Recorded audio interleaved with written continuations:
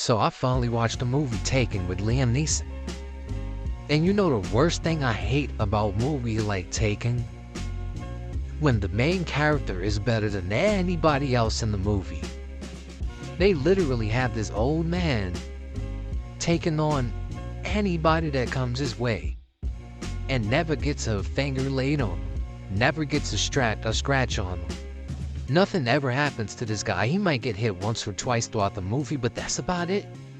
It draws too much attention when this old man is physically able to take on people 20 years younger than him just because he was a secret agent or a bodyguard or whatever thing he was in the movie. He's able and capable of taking on multiple enemies at once with guns and brute force and more weight on them. He's able to take them down with ease. I don't understand why they need to do things like that. There felt like there was really nothing at stake when it came to the movie. I didn't feel like Liam Neeson was ever in any danger. They even had John Wick, who was supposed to be a Liam Neeson, and he even still got hurt. You felt like John could get hurt or killed.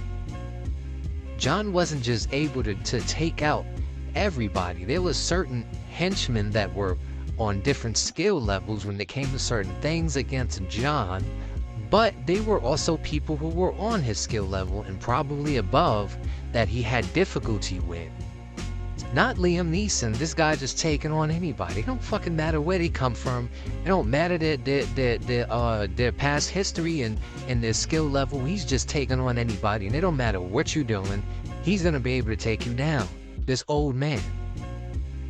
So apparently Liam has a daughter, and they really throw this in your face how much he loves his daughter. Like, that's the main concept of Liam Neeson's personality, is his daughter. He thinks about nothing else but her.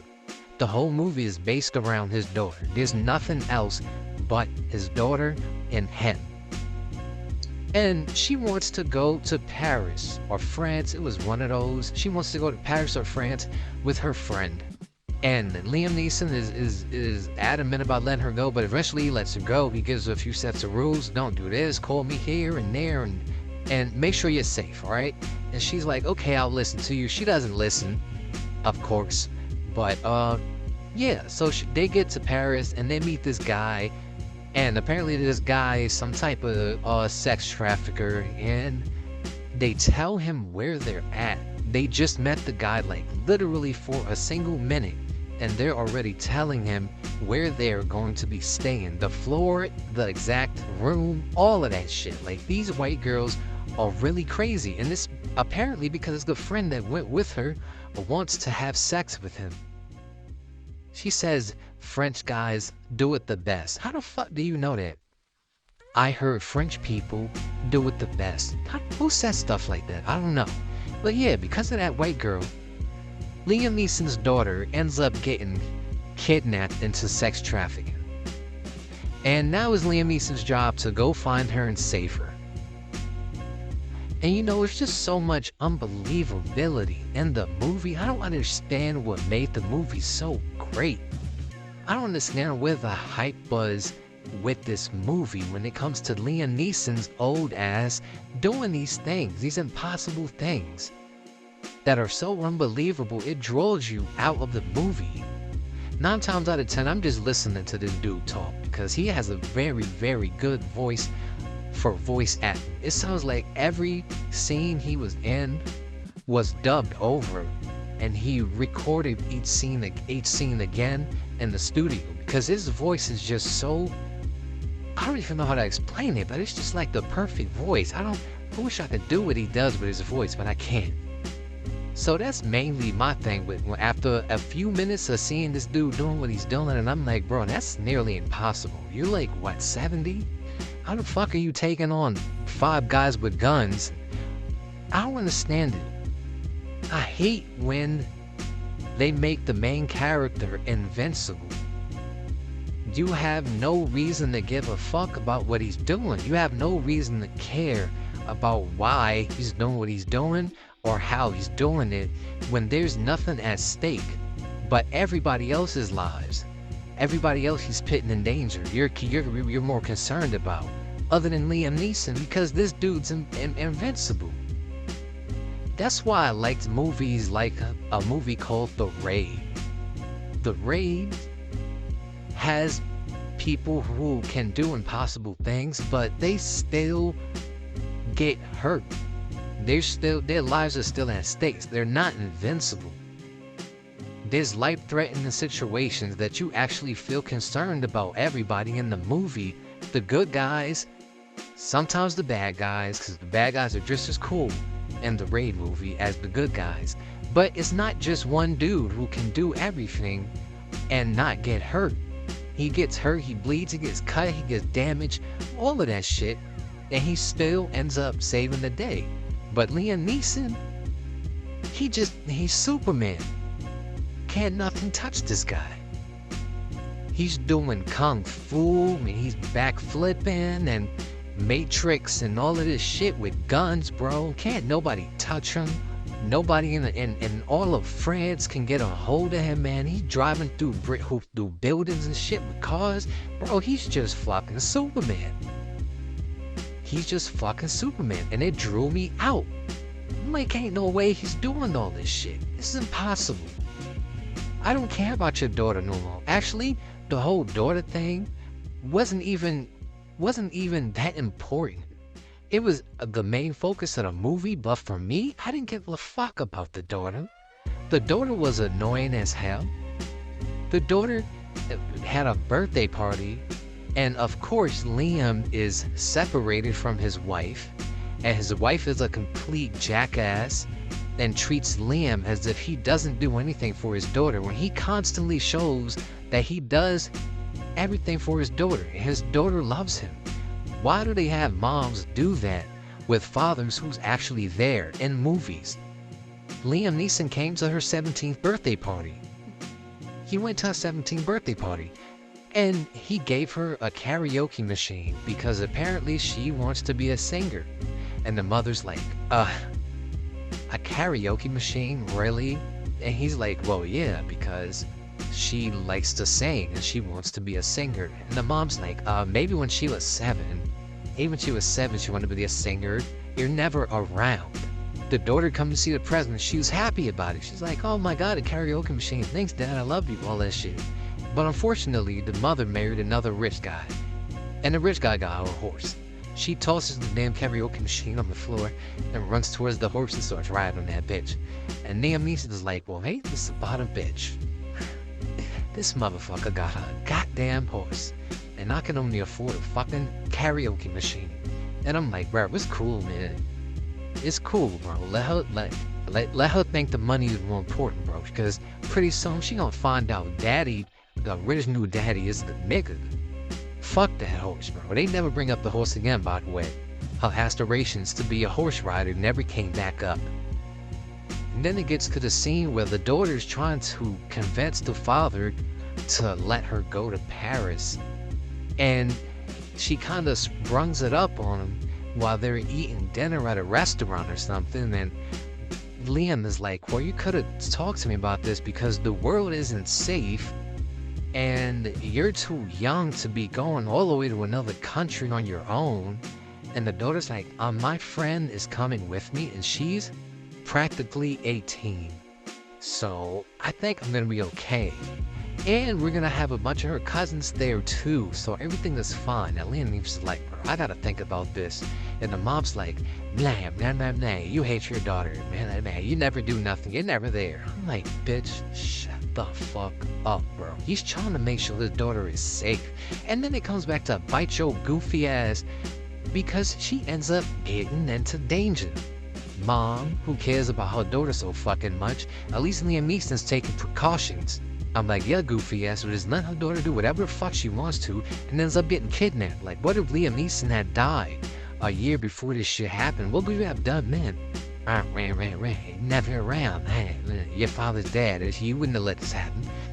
I don't understand why they put mothers in this predicament where they hate the fathers who are actually doing the job of a father. So Liam Neeson's daughter goes to Paris, And like I said, she talked to this random dude who's a recruiter for sex trafficked girls. And while they're at their hotel, some people come in and try and take her. And Liam Neeson's on the phone with his daughter after she finally decides to call his ass. And he's like, girl, go under the bed. Now this is important. You need to listen to me. You will be taken. And the daughter's like, oh my God, Dad, I'm so scared. He's like, listen to me. The next 5 to 10 seconds are very important. You must look at every detail, shoe size, hair color, body weight, height. I need you to be on point with this while you're getting kidnapped by these random men. And she's like, Dad, I'm so scared, So she's underneath the bed, and the men come in, and you just hearing her screaming and getting taken by the traffickers. It's a very crazy scene because I'm like, first of all, she didn't do nothing that he told her to do, except for get under the fucking bed. After that, she was just basically screaming the whole time. After he said, look, I need some details so I can be able to find these motherfuckers. And she just screaming this shit. Fortunately, he was able to get a voice recording of the people because they were loud enough and talking and shit. So he was able to get a voice recording of these motherfuckers. And that was how he was basically able to know where they were from. So he can go over there and find his daughter that got taken. So, Liam Neeson's now on an impossible search to find his taken daughter before she gets sex trafficked. And apparently he's got 98 hours to do it. Liam Neeson single-handedly found his daughter in a whole nother country of France or Paris with no help. No fucking help.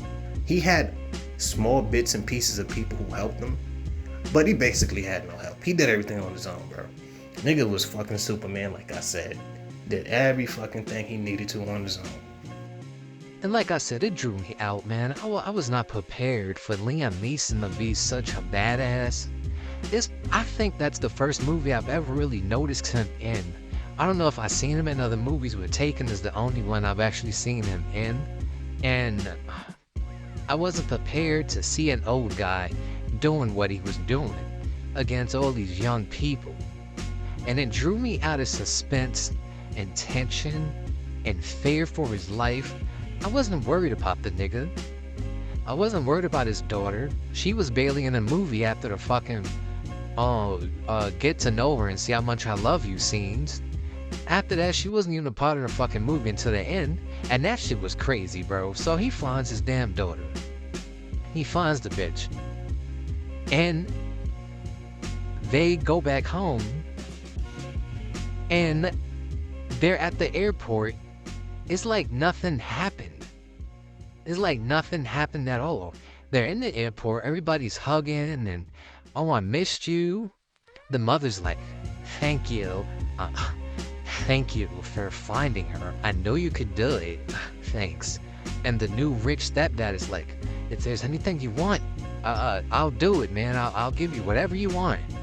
And Liam's like, I already have what I need right here. Oh my God. And so, it's like nothing fucking happened.